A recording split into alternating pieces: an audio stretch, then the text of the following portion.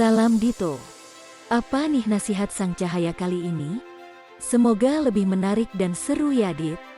Salam Carla. Nasihat kali ini tentu menarik dan seru karena semua sumber dari Sang Cahaya. Nah, seperti apa nasihatnya itu? Begini nasihatnya. Seorang kiai sepuh, beliau kiai dalam hal syariat, beliau datang padaku dan bertanya, "Saya ini kiai yang sudah tua, kenapa saya tidak pernah doa saya diijabah Allah, sementara kamu masih muda, kok doamu saya lihat selalu diijabah Allah?" tanyanya. Saya bingung juga ditanya seperti itu, bingung menjelaskan yang aku rasa akan membuatnya paham. "Jenengan tahu HP?" tanya saya balik. "Yo, walaupun saya sudah tahu, taulah HP, yang dipakai nelpon ya biasa memakai," jawabnya. "Ini saya umpamakan HP, kalau HP bagus, mahal, sudah lama dipegang, kira-kira kalau tidak ada mesinnya di dalam itu berguna tidak? Ya cuma kesing saja, tidak ada manfaatnya. Nah itu tahu, walau bagus kalau tidak ada mesinnya di dalam, maka HP itu hanya gaya-gayaan. Seharian dipakai nelpon juga tidak akan nyambung kemana-mana, sudah ada mesin di dalam saja, harus baterainya, powernya harus berisi, sudah ada kartunya, kartunya saja tidak sembarang kartu, tidak boleh pakai kartu ATM, kartu KTP, kartu BPJS, dan lain-lain.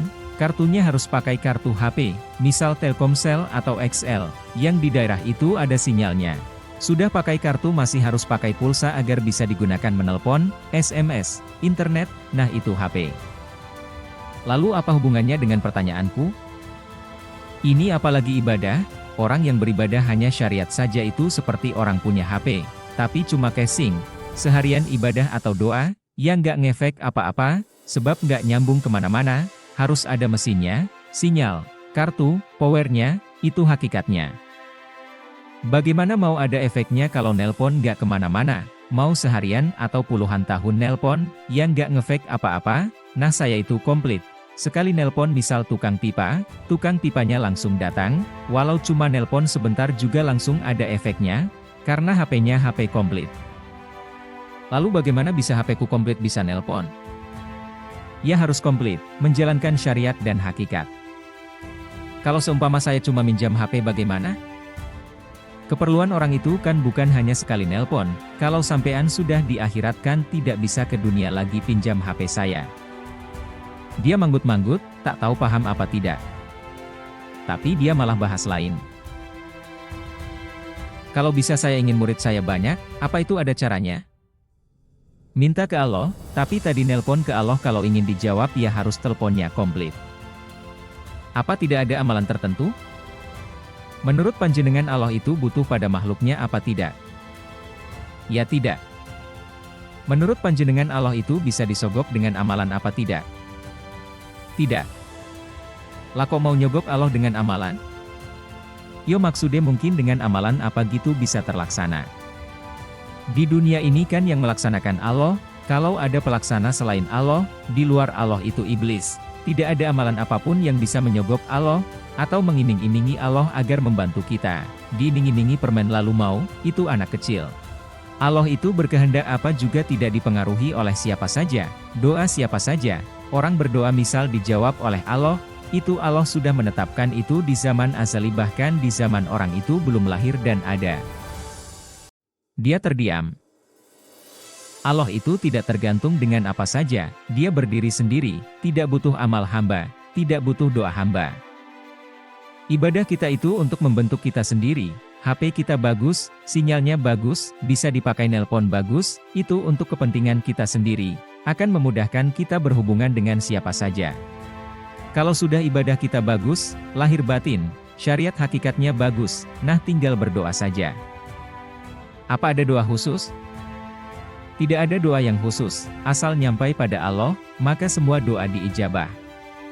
Lalu, seperti apa syariat dan hakikat itu, Dito?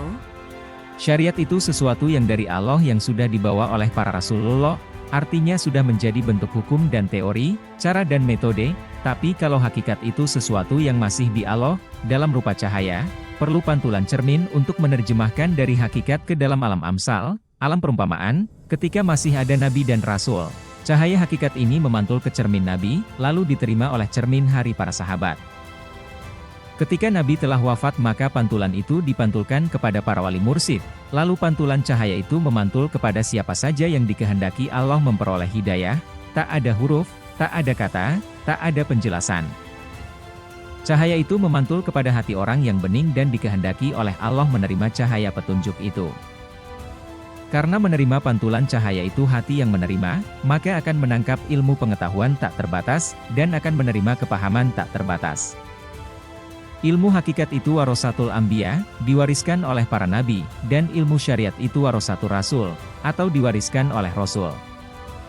Seorang nabi itu menerima wahyu untuk dirinya pribadi, dan seorang rasul itu memperoleh wahyu untuk disampaikan ke umatnya. Yang diwarisi oleh para nabi dikatakan ilmu hakikat, yang diwariskan rasul dinamakan ilmu syariat. Dan setelah zaman Rasulullah semua disempurnakan, disatukan, makanya disebut, wa akmaltu lakum dinakum, dan telah kusempurnakan untukmu agamamu. Karena berpadunya ilmu syariat dan hakikat dijalankan keduanya diperbagus, yang memperbagus dinamakan orang yang memperoleh derajat ihsan. Jadi ada syahadat iman, asyhadu alla ilaha illallah, isinya keimanan, tauhid, dalam isinya hakikat semua, hakikat maksudnya tidak terlihat, amaliyah batin. Sedang syahadat Rasul, wa asyhadu anna Muhammadar Rasulullah, isinya mengimani syariat yang dibawa Rasulullah, isinya kandungannya menjalankan syariat. Dulu sebelum zaman Rasulullah, apa yang diperoleh oleh para nabi maka untuk nabi itu sendiri, sehingga Rasulnya Allah, Nabi Musa alaihi salam, ketika mau belajar kepada Nabi Khidir alaihi salam yang mendapat ilmu hakikat, tidak bisa menerima Nabi Musa karena beratnya amaliyah hakikat, sebab isinya lelaku batin, dan syariat itu lelaku lahir. Jadi hakikat itu ya memang di awal bukan untuk disampaikan kepada orang lain, hanya untuk dipakai oleh orang yang mendapatkan, kalau untuk Nabi namanya wahyu, kalau untuk para wali namanya ilham. Orang yang menempuh jalan hakikat dan syariat itu, orang yang dipilih oleh Allah untuk kuat menempuhnya, yang membuatnya kuat itu Allah, sebagai wujud orang itu dipilih. Jadi syariat itu teori menggunakan, dan hakikat itu kandungan di dalamnya. Jadi tidak ada hakikat tanpa adanya syariat, dan tidak berguna syariat tanpa adanya hakikat. Semuanya harus dijalankan berpadu secara bersama-sama dan seirama. Semoga dipahami. Nah, itulah nasihat Sang Cahaya kali ini. Semoga bermanfaat. Wah ternyata, syariat dan hakikat itu sangat penting ya. Oke Dito, terima kasih. Semoga kita diberikan kemampuan selalu istiqomah dalam kebaikan. Amin.